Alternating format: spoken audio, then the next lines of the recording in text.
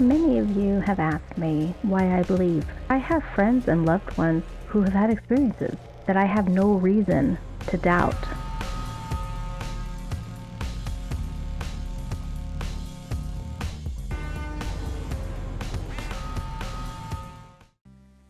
Hiya, friends. We are back with another Boozy Files. I am here with JP. Do you mind me telling people what our relationship is? I do not mind. Full disclosure. Okay, so this is my big brother, Hello. and he has a very interesting story to tell. So why don't you just start by telling us when this happened? This happened years ago. I believe it was 2016. And where were you?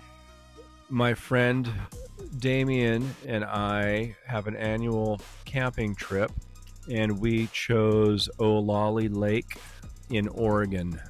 So you were there for an annual camping trip? Yeah, we like to go camping together once a year, and this year we happened to just choose Olali Lake. And so how was the day leading up to your experience? Was it normal? Was there anything strange about it? So we chose the location and the time of year, which was August. I believe it was August 17th, so that we could view the Perseid meteor showers. Okay. At Olali Lake, we chose a campsite adjacent to the lake.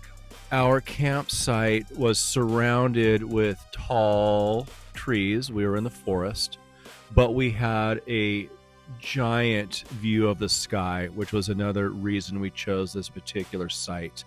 We were there for 2 nights. The first night, we laid in our lounge chairs facing, directly to the sky so that we could view the sky. And the Milky Way was vivid from north to south, covering the entire sky in our field of vision. So no light pollution at all?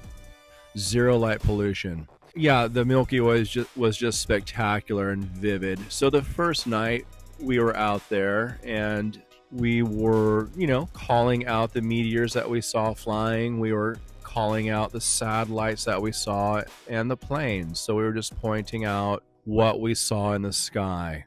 So the first night went just like that, completely normal. Were there other people there with you or around you in other campsites? The campground was full. Okay. But we were pretty, well cut off with trees. So we had kind of a private campsite. Most people had fairly private sites due to the trees, but it was a full campground. So there were probably, 50 people near us. All right. So go ahead and just tell us your experience. What happened? So the second night, we did the exact same thing. We put our lounge chairs out, and I'm talking about the lounge chairs that just, fold down flat so that you're looking straight up into the sky. My feet were facing south. My head was facing north. And where was the lake then to you? To the left, to the right? The lake was then to the right of me, which would be west. And Damien was to my side. He was to the right of me as well. So it was then roughly 11:30. We were doing the same thing we did the night before, calling out the meteors, the satellites, and the planes.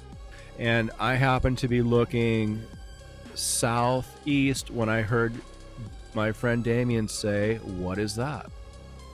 So I turned my head to the right, to the tall trees surrounding our campsite. As I turned my head, I saw 2 balls of light moving extremely slow at the exact same speed. It's hard to calculate the distance because it was just impossible to calculate the distance. But the lights were roughly maybe a little smaller than aspirin size from where I was laying. Were they above the trees or through the trees? They were coming out from above the trees, and their scale was much different then satellites, which were just basically pinpricks of light, very small. And of course, the aircraft, which were also small and have a blinking light. So we could, instantly tell an aircraft. So what we saw was unlike anything I have ever seen in my lifetime. And this, without doing the math in my head, in my late 40s. So these balls came out moving very slow and absolutely silent.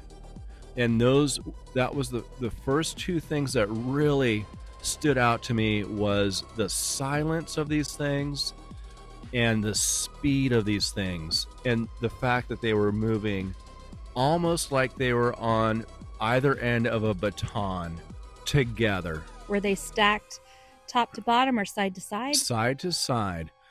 So these things were traveling so slow that Damien and I had time to have a conversation about what we were watching. But what did that conversation sound like? Well, we were just really focused on what we were watching and basically saying to each other, what is this? Because it was unusual.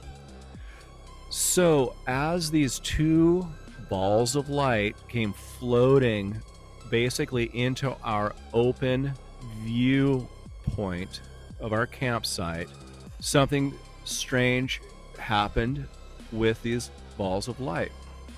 The ball of light on the right-hand side stopped. The ball of light on the left-hand side, and I would gauge the distance at roughly, let's say, 100 feet away from each other. The ball on the left-hand side continued in an arc, again as if there were two lights on either end of a baton, and one end of the baton stood still and the other turned in a radius around that pivot point of that light. Once that left side ball of light turned in a radius of 180 degrees and ended up on the right hand side of that light, then both lights slowly drifted back silently back in the direction that they had come over the trees and disappeared over the trees. So it was like the one light was the lead light? I wouldn't say lead, but they were obviously doing something together. And I can't explain that maneuver that they made, but I just do remember that one ball of light came to a standstill in the sky while the other one traveled in a radius, or a perfect radius around that light until it reached the opposite side of it. And then they both, at the same exact speed as they had come together, traveled back over the tree line and disappeared. So like if you were holding a piece of string in the middle of a piece of paper and moving a pencil as the taut Correct. string? Yes. Interesting. Yes. Now those were about 100 feet apart. How far from you? That's what's impossible to gauge because I don't know how big these things were. So not knowing their size is impossible to gauge the distance. But as I mentioned, they were much larger than anything else in the sky. And were they over the water then? They were over the lake. Correct.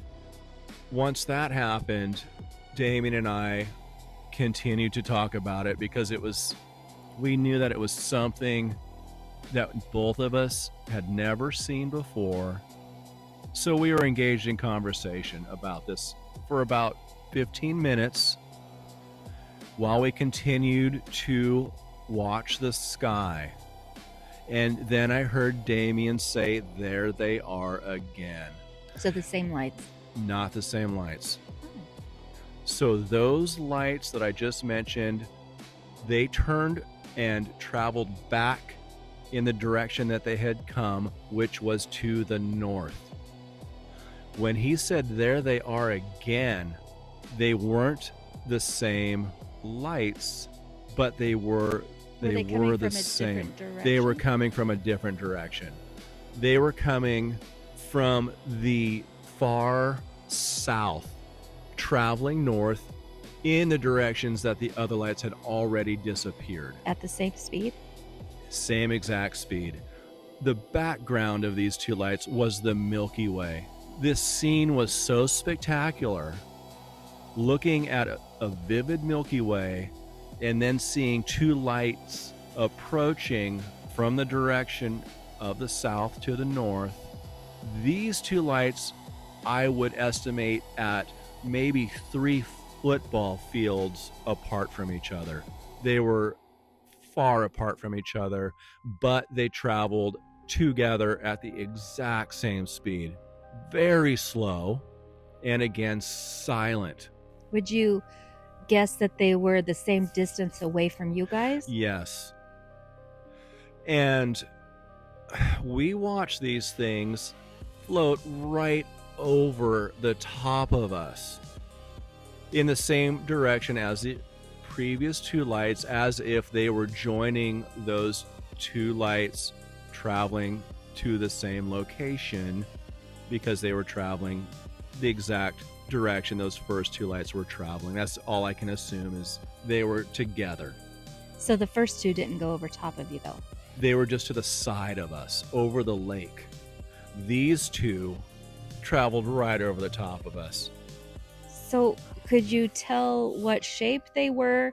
Did they look the same far away as it did when it was above you?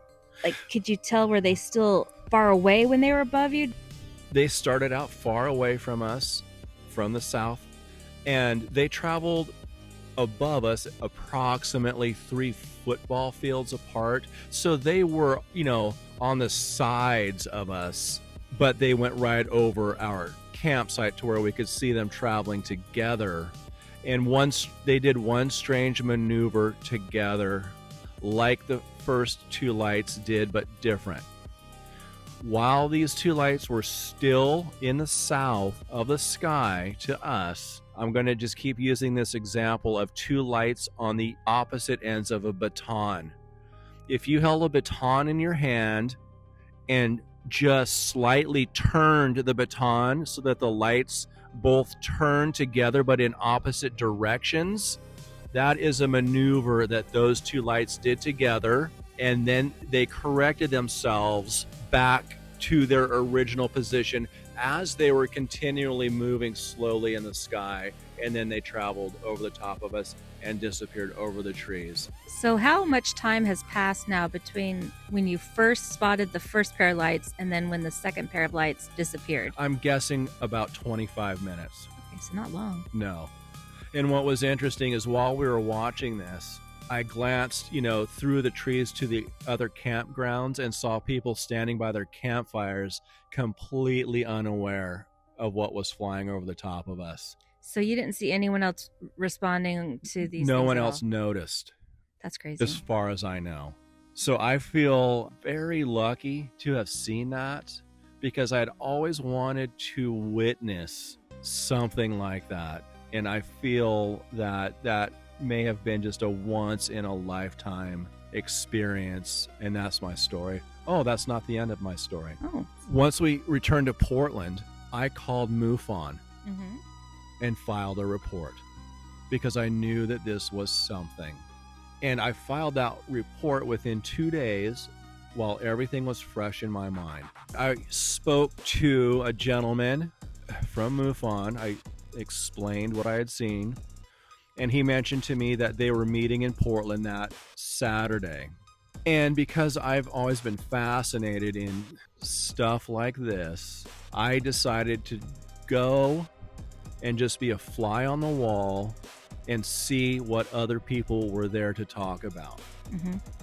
So I walked in, and they had a bunch of school lunch tables in a U shape so that about 30 people could fit. And at the end were the organizers with their projector screen and projector set up, the hosts of the meeting.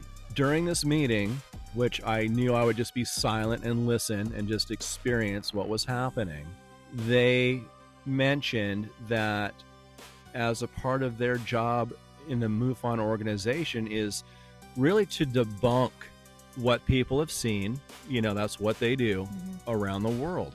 But they said there's a certain percentage, and I forget exactly what this percentage was, but it was like 5%. I think that's correct. Of sightings that are in the truly unexplainable category.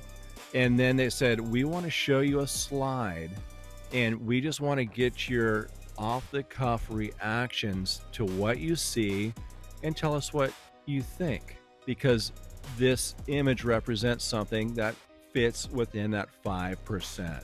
And this was an image taken in Portland, downtown, during the day on Southwest Broadway. Somebody took a shot as they looked south down the street, and they put this image up, and what they put up were the two balls of light, exactly like the ones Damien and I had just witnessed. Was it a recent photo? It was a fairly recent photo. My heart almost stopped, and I stopped breathing for a second. I just lost my breath. Without me really realizing it, I raised my hand. And this was a meeting I wasn't going to say a word at. I raised my hand and I said, the reason I'm here today is because earlier this week, I saw those lights at Olali Lake. They explained that they had looked at the flight records from PDX Airport, all the flight logs of all the local airports. These were two balls of light in the sky during the day that resembled exactly what I had just witnessed. And couldn't be explained. And it landed in the 5%. That's the end of my story. Are you still active with your local MUFON? No, but I am curious enough to go back.